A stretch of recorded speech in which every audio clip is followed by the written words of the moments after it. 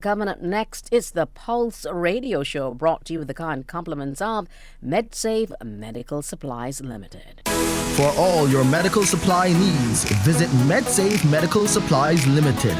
We offer a wide range of products including wheelchairs, walkers, canes, crutches, blood pressure machines, stethoscopes, and so much more. Conveniently located on Gemmett's Lane, just a 2-minute walk from the Queen Elizabeth Hospital.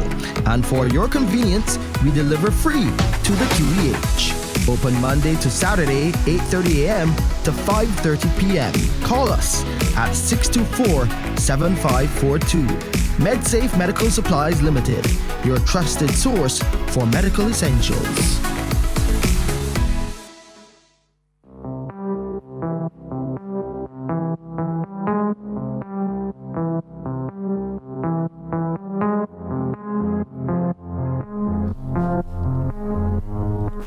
A pleasant good morning to you, all of our listeners here on Q100.7 FM for another edition of the Pulse Radio Show, a production of the Queen Elizabeth Hospital in collaboration with the Caribbean Broadcasting Corporation. I'm your host, Shane Seeley. Always good to spend some time with you on a Monday morning as we tell you all about your hospital and what we are doing to enhance our services. We recently held a public town hall where a number of people came into our auditorium and had the chance to air their views on specifically the 2025 to 2028 strategy, which we have been discussing this entire season on the Pulse Radio Show. But also they had the opportunity to speak directly to our CEO and the executive team about some of their concerns with the Queen Elizabeth Hospital, and we were able in turn to respond to those concerns and outline the path forward and how the QEH 25 to 28 strategy will be addressing some of these challenges. It's all about finding solutions to the problems that face us at the QEH. That's the orientation now under the new leadership, and that's how we're going into the new year. So as we celebrate Christmas, as we get ready for the Yuletide season and really a new year to come, we really want to promote a solution-oriented Queen Elizabeth Hospital to serve the public. And speaking about solutions and going in that direction, I want to welcome to today's show. I mean, we got a lot of other notices that we will share with you as we go down the morning, so listen out and remember that you can always call us here at 434-1007 and 434-1070. WhatsApp is an option as well, that number 434-1007. And let me welcome Monique Edwards to the show. Monique Edwards is our bed manager. Good morning to you. A Philippine. How are you doing? I'm well, thanks. Yes, a Philippine for life. I am a Philippine for life too, by birth, but I have to spend a lot of time in St. Michael, especially at our hospital. And also with us today is Mr. Allan Worrell. You would have heard him recently on the show. He's the Assistant Program Manager with the Transitional Community Care Programme. Good to have you on, Allan. Hey, good morning, Shane. Good morning, Monique. Good morning. Yeah, and it's a pleasure to have these my colleagues here talking to you this morning, especially at this time of year. So let me paint the picture for you. Normally at this time of year, we see an increase in people coming into A&E, the Accident and Emergency Department. And I really want to congratulate the department at this time for the work that they would have done over the last few weeks to really address the surge. Things were a lot better this weekend. I heard stories of people getting through the Accident and Emergency Department a lot quicker, reducing those waiting times. This is a work in process and a work in progress, and we will try to continue to do that. That does not mean they will no longer be surges, but we are also working to address that with a number of the strategic solutions which are contained in our 2025 to 2028 strategy. And again, you would have heard many of them proposed by Mr. Neil Clark, our CEO. But yes, we see a number of people in A&E, and yes, we see an increase in what we call EFCs and YFCs. Those are those elderly for care and young for care. Social services, again, let me salute Mr. Yearwood and the team there, and also the head of department. She's on leave right now, but for doing a good job as well in keeping those numbers down, making those connections so that these elderly who are now fit to go back into the home to continue to recover That's correct. are ready to do that. And we have to make those connections with the family so that they can collect their relatives to take them back home where they're comfortable and where they want to be. Yes. You know, you're in the hospital for a period of time, only a period of time, but we help you to recover so that you can return to some sense of normalcy in your home. Bed manager, Yes. Monique Edwards, talk a bit about this juggling act in terms of, you know, we look to get people better, we look to discharge them. Take us through the process. Right. So basically, we follow the journey of the patient from admission right through to discharge. We don't want the patient to stay in hospital longer than they have to. So the aim is get the patient admitted to the right bed at the right time as quickly as possible, get them treated, and back home. When we have challenges where it's time for discharge, and we find it's difficult with the elderly patient, because remember, with an elderly person, they have all sorts of changes. They may have dementia, they may have Parkinson's, they may have all other kinds of diseases that follow aging. So there's sometimes difficult to deal with. And what we've started to do is, through the Transitional Community Care team and the Social Services team, we've proactively decided to let them teach the families how better to care for the elderly person. Right. So before, as you correctly said, we would have seen surges where they would have been, for want of a better word, abandoned at the hospital. And it's not because people don't love them, but it's that they're not sure how to care for them, how to handle an elderly person who you just fed, and then they say, oh, but she ain't give me nothing to eat all day, she starved me, and you just fed Granny.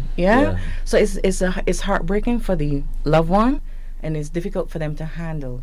So what we do is we refer them to the Transitional Community Care team so that they can better help the relatives to care for their loved ones. What we do also is, from admission, we let them know when the person should be going home. And that is one of the policies that we instituted. So we're going to see it, we've started it, and we're going to see it roll out a bit more. As soon as you're admitted, you know, you have an idea. It's not always a ballpark figure or a definite figure, but we will tell you you're going to be in hospital for 4 days. So if you have to have an amputation, for example, and you have to get a ramp, or you have to get grab bars in the bathroom, etc., we give the family time to get those things done, prepare the home for when the loved one comes home. That's good, and it's good that we have a sponsor in MedSafe Medical Supplies, because it's some of these supplies that you can get from that store, that outlet, to help you better care for those elderly in the community. We're going to go across this TCCP shortly to see how they fit into this equation and another moving part of the recovery process. But let's go to the phone lines because we have our first caller already. Good morning. Welcome to the Pulse Radio Show. How can we help? Okay, the caller is gone. Sorry about that. I'm pretty sure they will make that call again. So over to you, Mr. Worrell. Talk to us a bit about the TCCP program, Transitional Community Care, and how that works to assist in the recovery, but also to help people stay out of hospital. They transition out of hospital. It's a transition, you're right. Correct. But you don't want them to be a repeat client in the accident and emergency department. So talk to us a bit about your work in the community. All right. So as you rightfully said, is a transition once the patients are discharged, or as Monique, the social services team, the medicine team, the nursing team identify these high or moderate risk patients who are likely to come back to us within 30 days, 60 days, or 90 days. What we do is that we meet with the patient on the ward. We have, if we try to go during the midday visit, hopefully we can encounter a relative and explain to them what the program does, because most people think that we do home health. We are assisting, but on a medical basis, Right. not on coming in, preparing meals, doing anything like that. What we do in terms of nutrition and dietetics is to advise based on the patient's condition. Now, last time I would have spoken more on medication reconciliation, medication adherence, which is basically fancy words for making sure that the patient takes the medication, but we also look at all the medications, all the specialists that the patient goes to, make sure that there are no negative interactions between the medications, which will bring them back to the accident emergency department. The other thing that we also do is to, as I said, look at the diet, because medication is only one part of it. Diet is the other part of it. And yes, I get a lot of licks. The teams get a lot of licks, especially for the persons on the lower end of the socio-economic bracket. Those persons who can't really afford the foods that we can afford, right? So we then have to look to see what is in the basket of goods and look to see how best they can make it nutritious so that they have a hot meal and ideally leads to them staying out of the hospital, right? So that is part of the domino effect. So once we remove that domino, then they likely do not come back in. However, not all patients comply with the diet regime, the medication regime, and those ones come back to us. Compliance is critical. Compliance is important, and that's why we always encourage our patients to follow the doctor's orders, follow the instructions. Correct. Take your medication to time, and if you have any concerns, then you can reach out to that physician, or you can call our patient advice and liaison service. And speaking about that, we've had a change in times for PALS. Remember that number, 536-4800. So as we celebrate the holiday season, we want you to take note that the operating hours have changed slightly. So from Monday to Sunday, those 7 days a week, you can call from 7 in the morning to 7 in the evening, and the hotline is closed on public holidays. But for urgent queries outside of our hours, our accident and emergency department, the team there is available to assist you. You can contact our hospital through the PBX for immediate support, and the PBX is 436-6450. We really want to thank you, and as always from PALS, best wishes for the holiday season. We have a caller on the line. Welcome to the Pulse Radio Show. How can we help? Hi, good morning. Am I on? Yes, you are on. How are you doing? I'm good. Merry Christmas. Thank you, and the same to you. We appreciate your call. How can we help? Yes. I always say that if you can give criticism, and sometimes mostly constructive criticism, you can also give kudos. Mike, I was there at the at your, what do you call it, on Wednesday last week. The accident and emergency, or the No. clinic? No, I'm talking about Public town hall. Yes, it was very informative, and I want to say that I think that if we can have a little more privacy, patient privacy when you're being interviewed by doctors, because Barbados is a small place. It is. And we could be sitting next to a patient that is our next door neighbor, and here I'm telling you all of my information, and you don't have that privacy. If something can be done about that, that would be great. And I'm also going to give kudos. I was there, unfortunately, but I was fortunate that I was at the emergency there on, I went in on Friday morning and came out on Saturday afternoon. And it was exceptional. I haven't been there for a while because of a situation I had before. Right. It was exceptional, and I mean, the place is clean. The bathrooms were clean. The nurses were excellent down there. And the doctor, Dr. Liverpool, he was gracious. He was good. And then we had young Dr. Waith, who was under the consultant, Dr. Clark. She was great too, and Dr. Clark was excellent. I had a great time. Some people were glad to stay, but I wanted to leave. But that kind of service, you want to stay. It was really, really great. I can't say it enough. It was really great, and I want to thank everybody who was involved. And if you can have it so, it'd be really great. It'd be good. Yeah, I really appreciate, as you said, constructive criticism and also some solutions for us as well.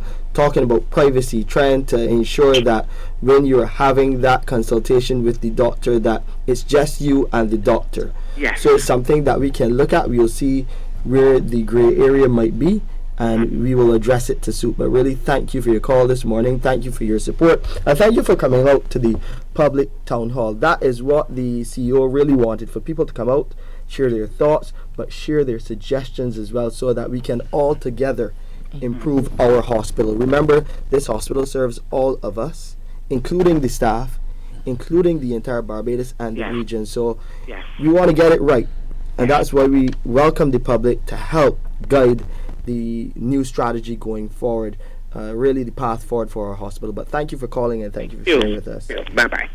We have another caller. Good morning. Welcome to the Pulse Radio Show. How can we help? Good morning. I'm calling. I've been in the hospital from last Tuesday and come on Saturday. Right. I called to say how wonderful I enjoy myself there. Don't mind I had an operation. So I called to thank the doctors and nurses and the operation theater and the nurses and the doctors in ward before. They were excellent. They make you feel welcome. Pardon me? You're the second caller that has given us an early Christmas present in terms of the praise for the work that the doctors and nurses and the medical staff, the ancillary staff, you got a big up. Yes. And Ms. so Belgrave wonderful.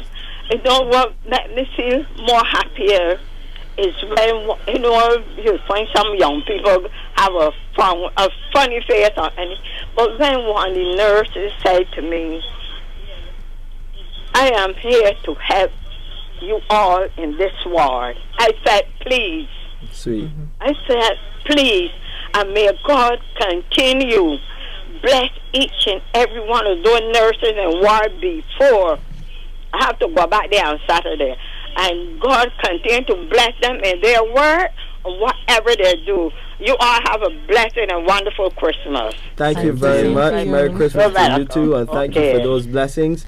We definitely need them at our hospital. We want to keep the work on this kind of path. We want to be on this kind of trajectory. I always say nothing is perfect in life, but if you make an effort to improve things, you're definitely going in the right direction. And I know that is the thrust at the QEH right now, having the teamwork to make what will be a new dream for our hospital work as well. New equipment coming under this new strategy. We have been receiving great support from the Ministry of Health and Wellness in terms of the CapEx, $130 million over the next few years to really upgrade the Queen Elizabeth Hospital.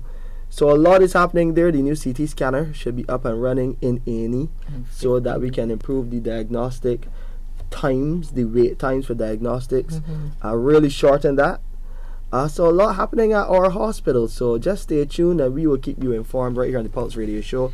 Even though we are coming to the end of another season, don't worry, we will have a season 3 coming in the new year. The calls are coming fast and furious and we welcome them. Welcome to the Pulse Radio Show. How can we help, caller? Good morning, sir. Good morning. How are you doing? I'm okay right now. I was in the hospital from Monday night too. I came home on last week, Tuesday.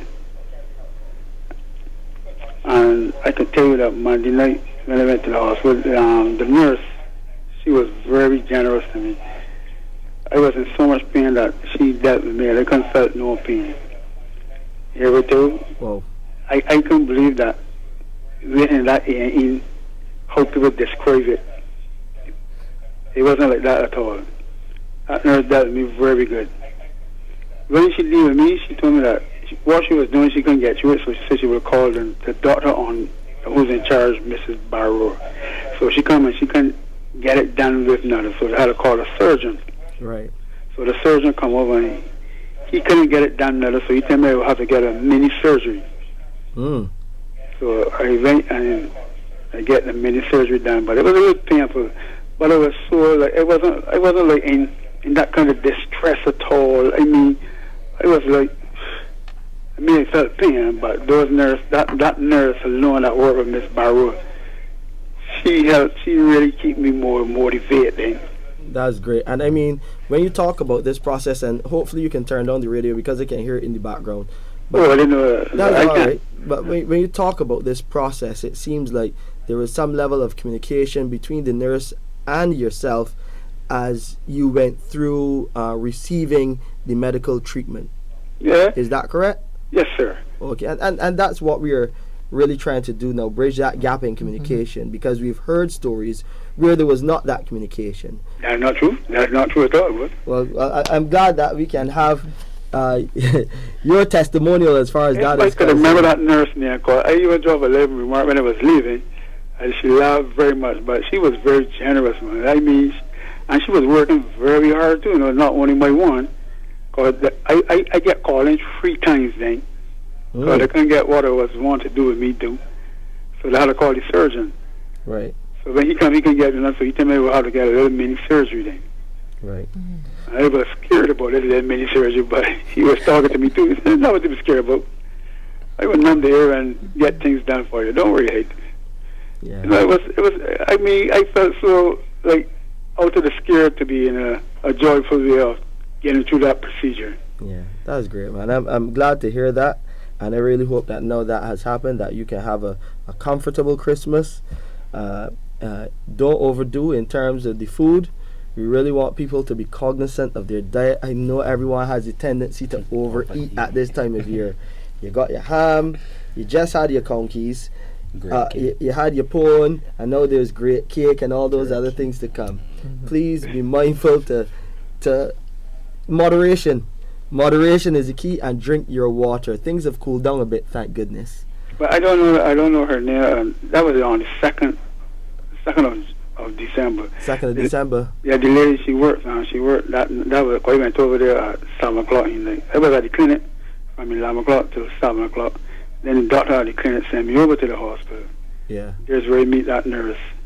When I entered that door, it was a warm welcome. I can tell you that. Well, we are very happy that you could share this with us. It wasn't that I come into the hospital with this jittery feeling and going through that procedure and that sort of thing. Every time that door pulled, that nurse approached me. Good stuff. Good stuff. We appreciate you, and Merry Christmas and all the best for the new year. May you remain healthy and strong going into it. Well, thank you for sharing on the Pulse Radio Show. I think we have another caller on the line. Good morning, caller. Welcome. We're speaking about the TCCP and bed management at the hospital, but any of your queries or suggestions or proposals are welcomed here. How can we help? Good morning, dear. I am just calling to share my suggestions and my thank you of previous encounters I had already with the accident emergency. My first suggestion would be station a nurse in the entrance area. No, I shouldn't say the entrance. It's the entrance, you come in first and you write your name down, and then afterwards you pass through the security checks and you go in for the waiting area. Normally you pass the security and then you go into the waiting area, and then the nurse would call you, and then you would go to her to talk about what your issue is. Yes, exactly. But then there's a nurse, from my experience back last year around June time, when I had the area down below. You will go in and you go to the nurse sitting at the little desk, and then you go in on the inside and then wait till you go into the main part of the accident emergency where the doctors and the patients will be then. Oh, okay. I think it has changed a bit. Monique can tell you how it is now. Okay. No, I don't need to have to explain, but I just... Oh, no problem. Okay, go ahead. Yeah, you just need to have a nurse station among those people who are waiting before they actually go into the doctor. I think that's the downfall out there. Oh, okay. The confusion, because there's no nurse out there at times to talk to people constantly of their pain or their frustration. I think the anger arose because it's like nobody cares. I'm in pain and nobody's looking at me. I remember 26 years ago when I had my baby girl. Right. I went in with a problem for me. But I had a baby in my arms more than a month. I cried. You know why they cried? Because it's as though nobody cares what I was going through. And they had a young child who was crying literally in my arms. A newborn baby. And nobody comes to see what the problem was. That is where the pain comes. When there's no one stationed in that area. So what you need to do is station a nurse in that area at all times. Not one that will be running to asthma bay or over to help the other nurse in the bed with somebody else.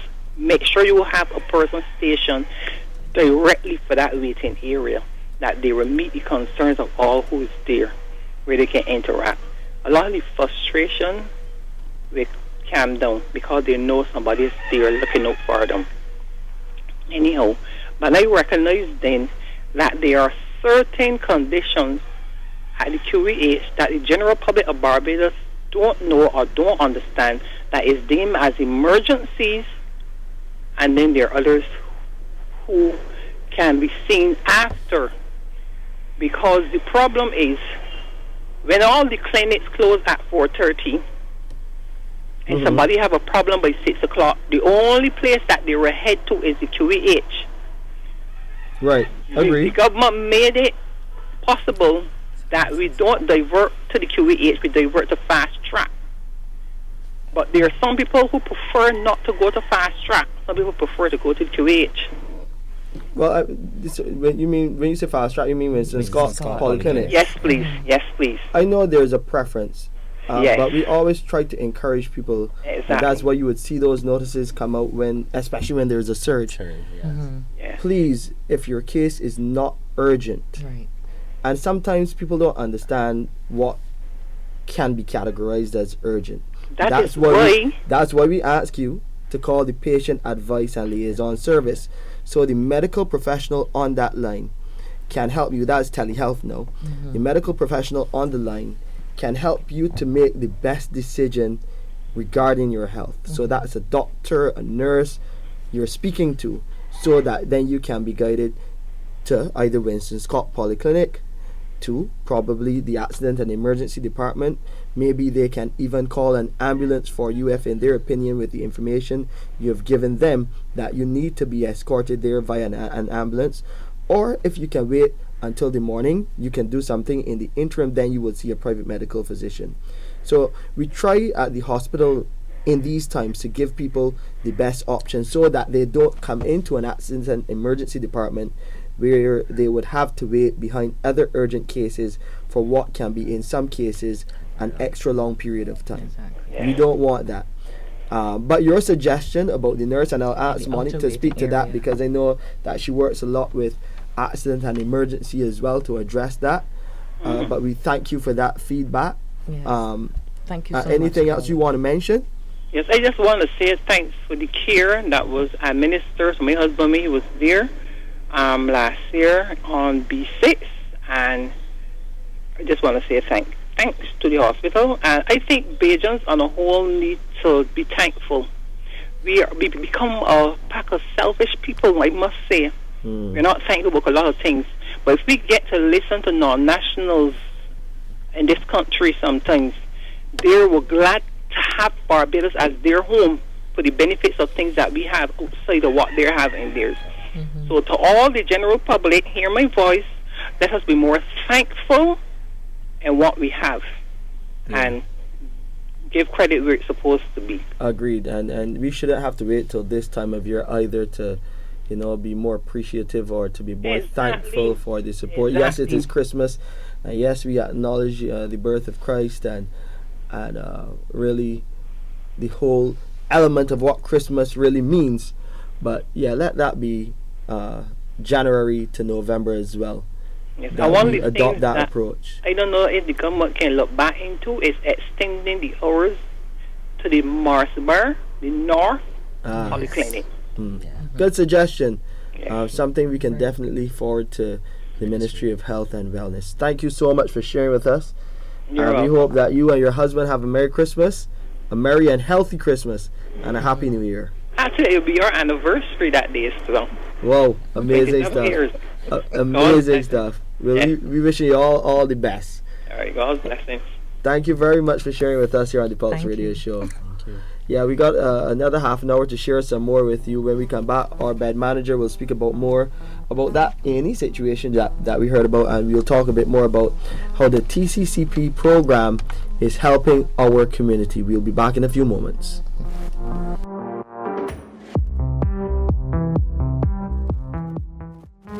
For all your medical supply needs, visit MedSafe Medical Supplies Limited. We offer a wide range of products including wheelchairs, walkers, canes, crutches, blood pressure machines, stethoscopes, and so much more. Conveniently located on Gemmett's Lane, just a 2-minute walk from the Queen Elizabeth Hospital. And for your convenience, we deliver free to the QEH. Open Monday to Saturday, 8:30 a.m. to 5:30 p.m. Call us at 624-7542. MedSafe Medical Supplies Limited, your trusted source for medical essentials.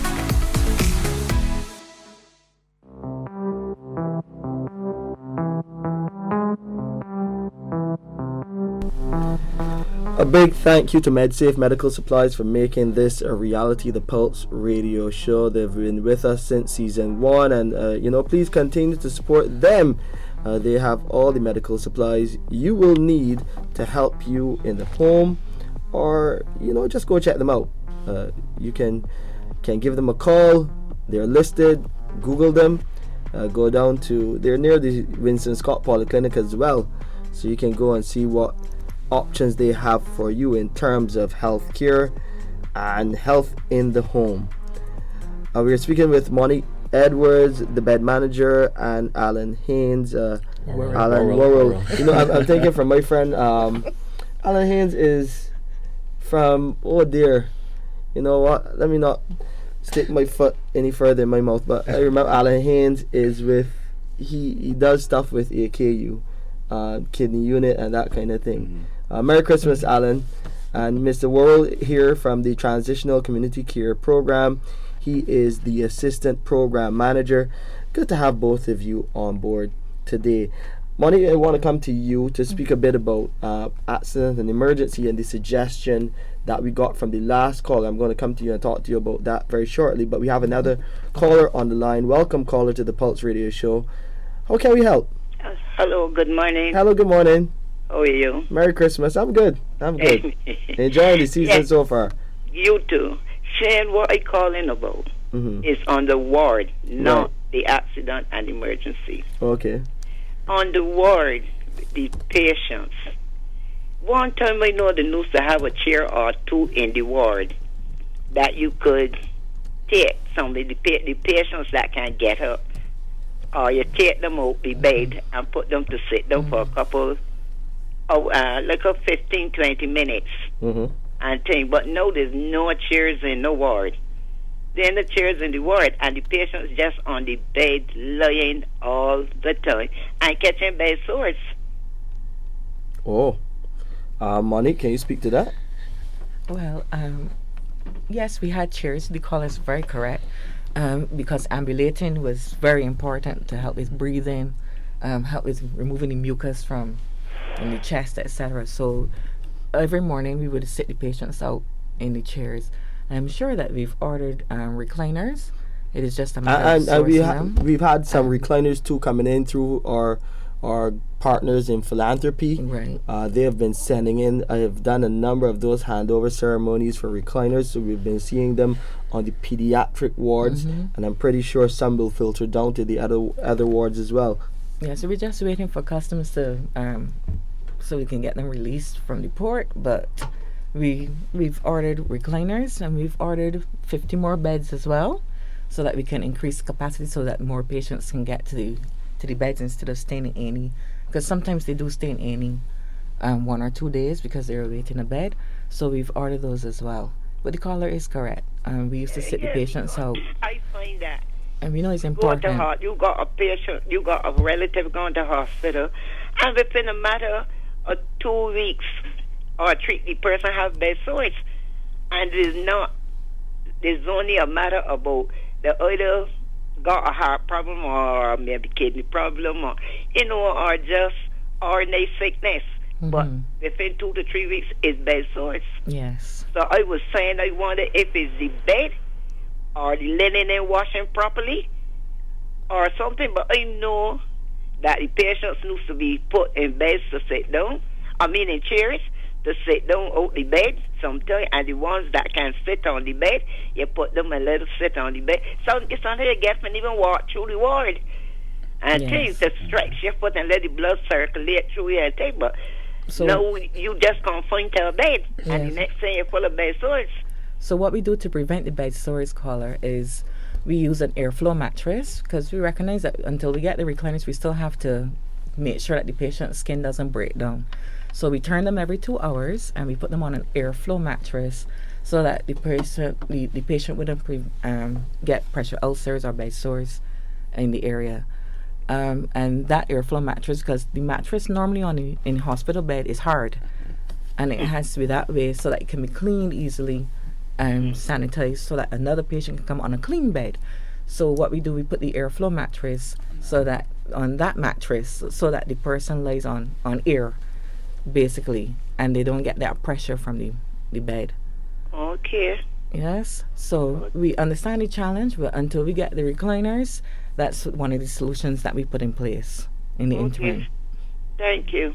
You're welcome. The team is working hard, caller, to make sure that we address those issues of bed sores, definitely reducing the numbers of these occurrences at our hospital. And then when those recliners come, that's an additional option, additional way of supporting mechanism to address these issues as they do arise from time to time. But thank you, caller, for sharing with us here on the Pulse Radio Show. And very shortly we'll have some reminders about the medication delivery service. I'll share some information with you, but I want to go back to you, Monique, as I mentioned before, about accident and emergency, and the caller suggesting that we probably put a nurse on the floor of the waiting area. Yes, so she means the outer waiting area. I think that's what she's speaking about. And we noticed it was a challenge, and we have patient relations officers who traverse. They're supposed to keep the patients updated, but you can appreciate that A&E can be full, very, very full. And by the time they get to the outer waiting area, it's time for them to probably start again. So they try to keep the patients and the relatives apprised of what's happening. If you're waiting for lab results, if you're waiting for an X-ray, etc., and to have someone there in the outer waiting area constantly, I think that's what she wants. That is a very good suggestion. So we'll take that back to patient relations and see how best we can actually put that suggestion in place. We have a message from WhatsApp with a caller asking about getting through to the eye clinic. I always say to people, call through the PBX 436 6450 436 6450, or you can call again the patient advice and liaison service at 536-4800, so that they can guide you to where you need to be or where you need to get in terms of the department in our hospital. So you have options. Call the PBX and ask to be put through to ophthalmology, the ophthalmology department, the Lions Eye Care Center, or you can call the patient advice and liaison service at 536-4800. Write these numbers down. Make sure that you have them. I continue to repeat them all the time because I want you to know how you can better navigate your hospital so you can access the services there. We got some important reminders and updates coming on the medication delivery service, the pharmacy department. They're just sharing with you at this time of year that the updates and communication for medication ordering and delivery protocols, those are being enforced. Please, the delivery hotline operating hours, that's Monday to Friday from 9 a.m. to 3 p.m. So as far as the delivery and call in to get that delivery, it's 9 a.m. to 3 p.m. And I'll give you the number after I just share some information with you here. And for prompt service, please ensure that all delivery related queries and requests are made within these hours, between 9 a.m. and 3 p.m. The hotline is not covered on Saturdays, Sundays, or public holidays. So please, if you can, call between 9 in the morning and 3 p.m. Monday to Friday to make your order. We also follow up on missed calls And that's why we ask you to leave voice messages as well if you don't get an answer, because your communication is important and we are committed to responding promptly. We will follow up on all missed calls and voice messages received within the operating hours within 1 business day. So if you call at, say, 2:55 in the evening on the medication delivery service and you don't get through, leave that voicemail. By the next day, we will return your call. And as far as the delivery requirements are concerned, to streamline this process and uphold the hospital's commitment to patient care, when patients request their medication to be delivered after having seen the doctor or have a prescription from a cancelled appointment, we kindly request that the prescriptions be submitted to the pharmacy within 1 business day to ensure timely processing and medication delivery. So much more to come on the medication delivery service. We also have some travel notifications for those of you traveling. We ask that you send in 7 days notice minimum to have that prescription filled, and by then normally people would have their travel itinerary. So we want advance notice so that we can better accommodate you to have your medication when you travel abroad. So more to come on the medication delivery service and the work that they're doing. They had some close to 70 packages ready for delivery today, and the average is in and around that 70 to 75 packages daily that we're sending out to patients. We're trying to do a lot better in terms of making sure that you get your medication. And then there's the option of coming into the pharmacy, which I know some people still love.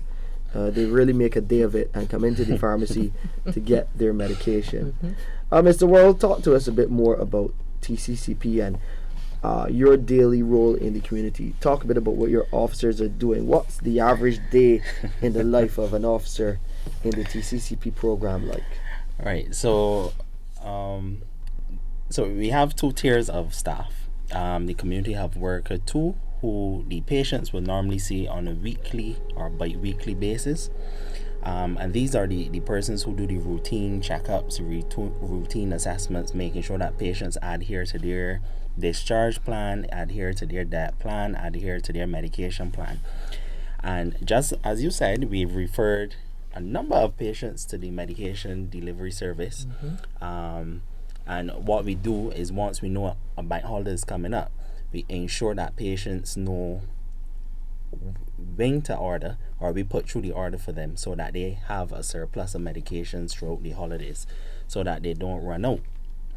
For instance, we have Christmas and then Boxing Day, that they don't run out on either of the 2 days, because some patients are on some, I don't want to say serious medication, but on medication that if they miss too many intake periods, that they will definitely end up in the accident emergency. So the officers tend to follow up and make sure that the patients adhere to their plans. Now, the community health worker ones, those are the more advanced trained community health workers, and what they do is that they supervise the clinical operations on the ground, right? So they are my eyes and ears basically throughout Barbados, right? And they screen most of what the community health worker tools will identify as problematic and liaise directly. So I've given them more autonomy, so they liaise directly with the specialists, i.e. Dr. Scanterbury, who was on as a cardiologist, some of the other internal medicine specialists, or some of the surgeons, depending on who the patient is under. And to give you an example, there are some patients who forget to walk with their medications, or forget to tell an internal medicine specialist that they're seeing a surgeon, and sometimes the medications have a negative effect.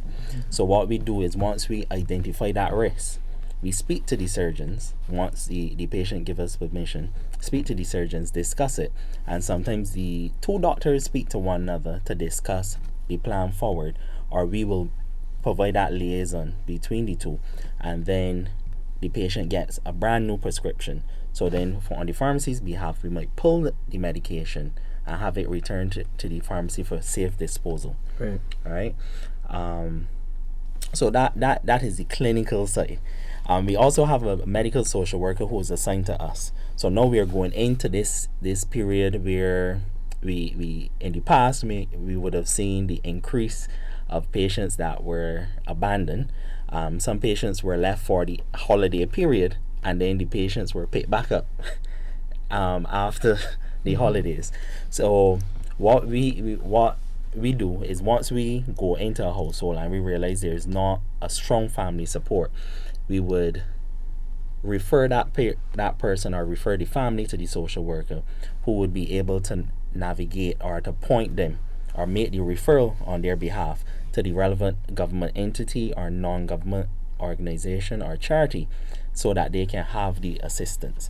As Monique would have alluded to earlier, there are some persons that suffer from fatigue from caring for their elderly person, and sometimes they just need that outlet to either vent or, to drop off granny at a daycare, adult daycare, as we call it, right? So that they can have a couple hours to themselves, that they can go and socialize with friends or go and have a beverage. Just simply recharge. Just recharge. Correct.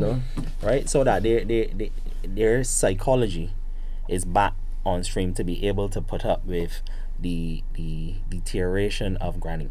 Right? And it might sound cliche, but if you had to deal with a relative who is slowly deteriorating, especially when they either have Alzheimer's or dementia, you might get that lucid moment, and then on the flip of a switch, you are now baffled as to, wait, I was just having this nice conversation with granny, and then all of a sudden, So what we do is to try to assist where we can, point the relatives or point the family members to other areas, and where the family support is not as strong because of what occurred in the past, we try to find that one person in the family who still cares, right, to help the ill person and try to give them some level of independence. Indeed.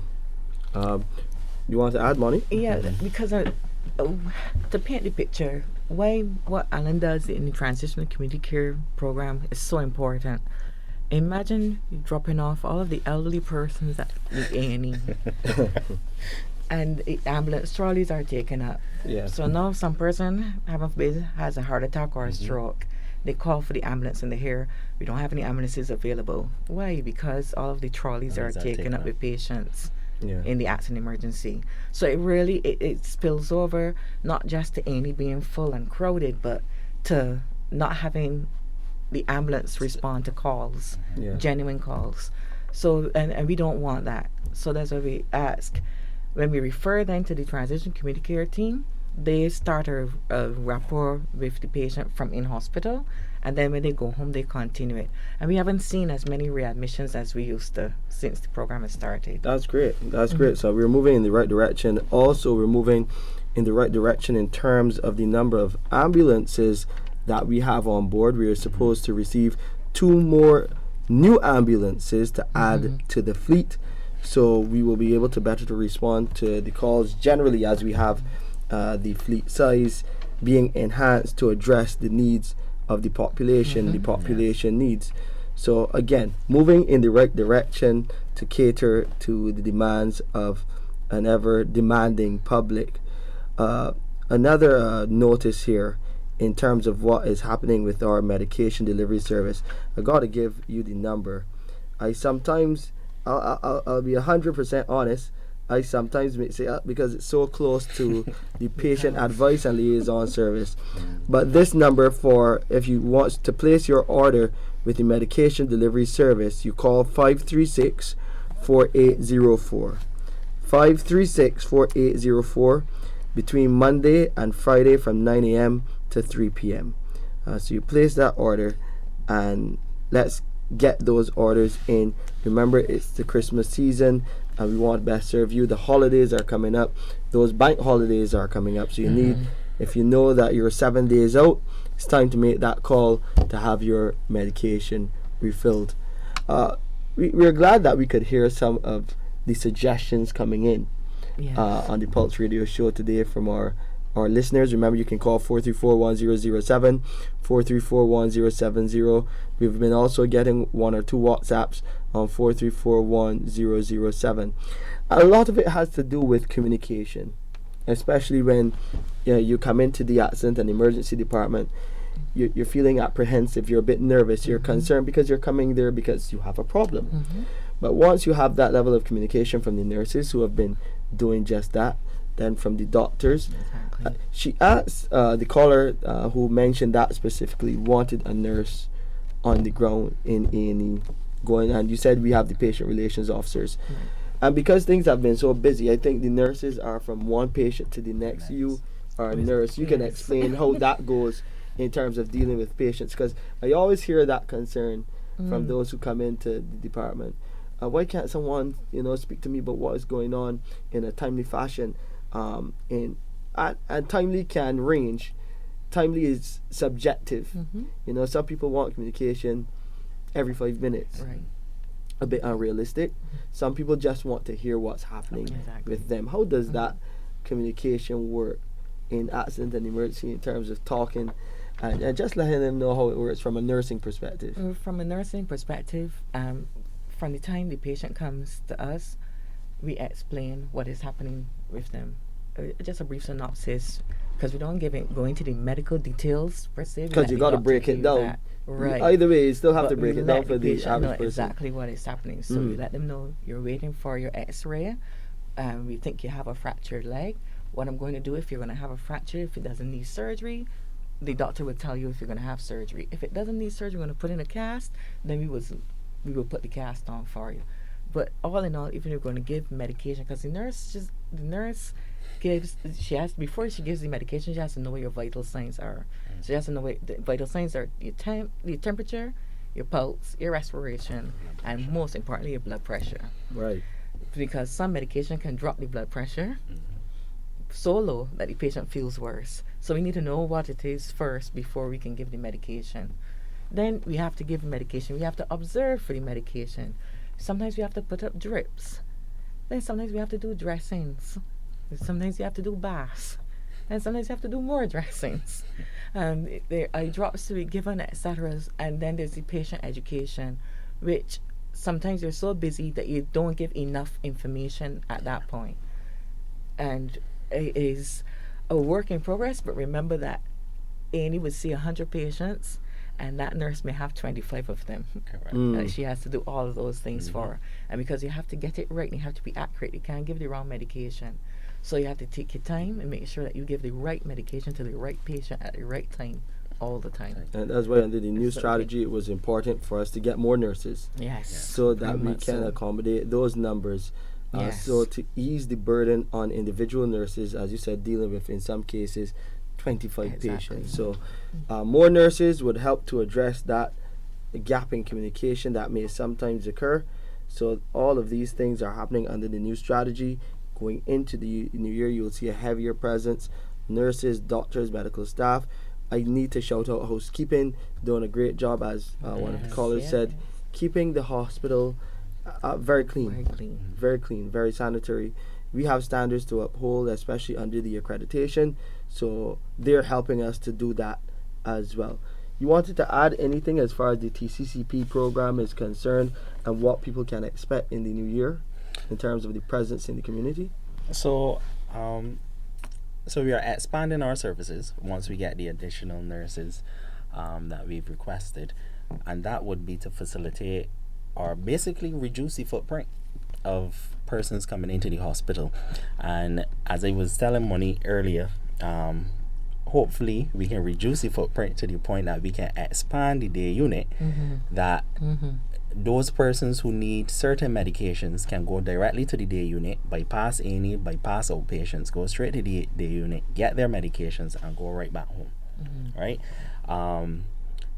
Yes, we intend to expand the service, but we have to do that in a safe manner under the new strategy. Right? And for that reason, there are certain things that we decided that we will not do unless we find a safe manner in doing it, right? So there are certain types of catheter changes that we will not do in the community, that we will refer to the bed unit. so that they can do it safely in there, and if there are any complications, the patient is already in hospital. Right. One of the things that we are hoping to do, once the nursing practitioners are added to the program, is to allow the nursing staff to do more, right? So that not only would the day unit reduce their footprint, but the outpatient department can reduce their footprint. Because one of the things that we hear is that I went to clinic every day since 6 o'clock in the morning, right? And a lot of Bajans do not recognize the appointment times because everybody thinks they get 8 o'clock on their appointment cards. So you know what? 100 people get 8 o'clock. So I going at 6 o'clock so that I can drop in my card and I can see the doctor as early as possible. So hopefully once we get the MP, we can then expand the services even more to reduce the burden on those patients. So patients would only come to the hospital as a need, and not necessarily come on a frequent basis. Yeah, we're going to send out some communication in the new year too about, some people come into the hospital, the hospital opens at a certain time, like any place else. We're not at the 24-hour space just yet. It's something that we are moving to under the new strategy as well. But yeah, we'll be sending out communication so that people get to the hospital on time. Your appointment time, and you turn up for the appointment time and not at 6 o'clock in the morning, because we want you to be safe. We provide a service from a certain point of time, which is around 8 in the morning to the 4:30, generally 7. Yeah, depending on which department you're going to. But we want you to be safe, so not too early at the hospital from the new year, but more to come on that. Final thoughts from you as we roll into a new year. 'Tis the season, and I know you have your work cut out for you. So far, so good, but it's all about moving people through the hospital so that they can get back home, especially for this time of year, to spend some time with the loved ones. That's where you want to be right now. Exactly. And we know we have a lot of work to do. We know we have to improve. We know there are times that some patients stay in for 2 days before they get to an admission bed. But what we want is when the doctor says Mr. X or Miss Y is admitted, in 20 minutes we can get them up from the A&E to the ward. And that is what we're aiming for. Yeah. And we won't stop until we get that mark. We reach that goal. Again, speaks to all the work that we're doing as a team to improve efficiency at our hospital. Final words from you, Mr. Worrell? Yes, please. So as Monique said, so I know this is past the 2028 vision that the CEO has there, but one of the things that I hope to see, even hopefully before then, is that not all the patients be admitted. The ones who do not need to be admitted can be sent our way, and we can do the care in the community. That way the person still has that independence, still have the family support, and it will reduce, as I said, the footprint. So the beds in the hospital will definitely go to those persons who need to be there, or the emergencies that need to be admitted. In addition to that, now that we are in the Yuletide season or the Christmas season, I want to remind Barbados, not only patients of the hospital, but those who go strictly private, that if you have any chronic diseases or any conditions which you have to watch what you eat or watch your intake, especially for myrenal patients, consult with your nurses, consult with your doctors before you go and eat up and drink up the entire season. Right? Because coming from the ambulance service, I can tell you, leading into Christmas, we do a lot of transports out of the hospital. But as soon as the 26th or the 27th hit, we start bringing persons back in. And at a very high rate, we see a lot of hypertensive crises, diabetic crises, heart failures, that type of thing. So I just want to remind persons not only to take your medications, but watch what you eat and what you drink. Right? Because I know some persons might have family gatherings. I do, but if the pressure gets too much, I know I walk away. Tis the season. One more question coming up on WhatsApp before we go. There's a question about the insights into the current level of EFCs, elderly for cure and young for cure at the hospital, and how the issue is being dealt with. You mentioned a lot of them at the top of the show in terms of the bed management and stuff like that. But I think, you remember how many elderly for care we have in the hospital? Currently we have, I think there are 15 elderly for care, and the young for care, which are persons, but these really are between the ages of 29 and 64. Right. There are 10.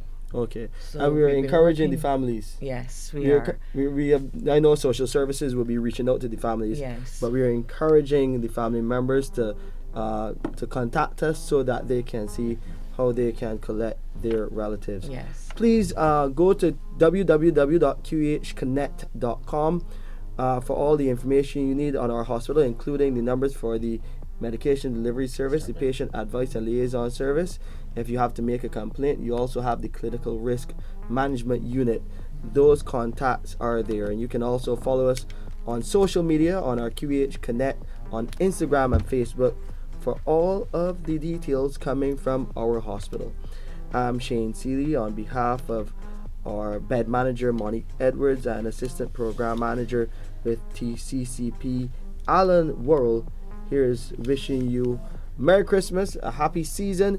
We'll see you next week for the final show of season 2.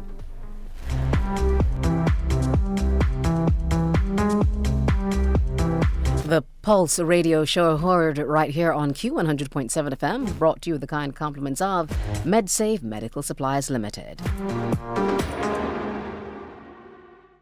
For all your medical supply needs, visit MedSafe Medical Supplies Limited.